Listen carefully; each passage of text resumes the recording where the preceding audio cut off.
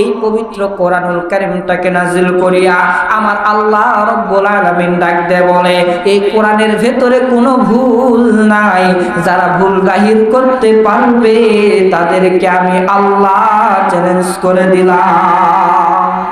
আমার আল্লাহ রব্বুল আলামিন সূরা বাকারার শেষের দিকে বলেন, ইন কুনতুম ফি রাইবিম মিম্মা নাযালনা আলা আবদিনা ফাতু বিসূরাতিন মিন মিসলিহি ওয়াদউ শুহাদাআকুম মিন দুনিল্লাহি ইন কুনতুম সাদিকিন।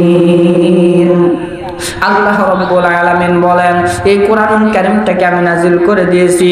এই কোরআনুল কারীমের ভিতরে যদি কোনো ভুল থেকে থাকে, তোমাদের যদি কোনো সন্দেহ হয়, তোমাদের এই কোরআনুল কারীম নিয়ে যদি কোনো টেনশন হয়, তাহলে কুনতুম ফি রাইবিম মিম্মা নাযালনা আলা আবদিনা ফাতু বিসূরাতিন মিন মিসলিহি ওয়াদউ শুহাদাআকুম মিন দুনিল্লাহি ইন কুনতুম সাদিকিন।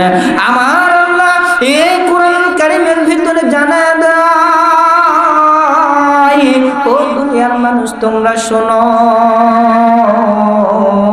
আমি আল্লাহ রব্বুল আলামিন কোরআনুল কারীমটাকে নাজিল করে দিয়েছি।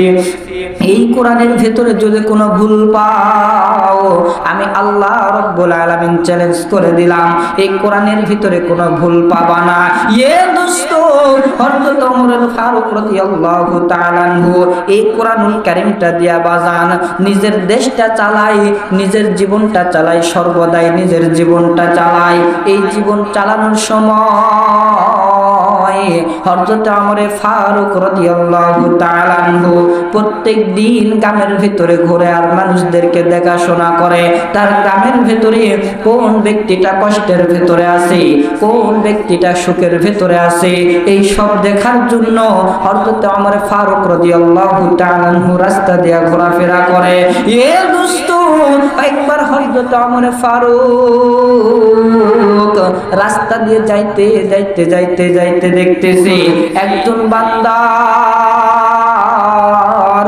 বাড়ির ভেতরে খাবারের কোনো জিনিস নাই, কোনো কিছুই নাই, বাড়ির ভেতরে খাওয়ানোর কোনো জিনিস নাই। সন্তানেরা জোরে জোরে কান্না করে, মা ডাকতে বলে, সন্তান আর তোমরা কান্না করিও না, টেনশন করিও না, চিন্তা করিও না, তোমরা কোনো পেরেশানি নিও না, আমার আল্লাহ আমাদেরকে খাবারের ব্যবস্থা করে দিবে। দোস্ত, হযরত ওমর ফারুক রাদিয়াল্লাহু তাআলা আনহু এইটা শুনিয়া এইবার বাড়ির ভেতরে চলে গেলেন। বাড়ির ভেতরে যাইয়া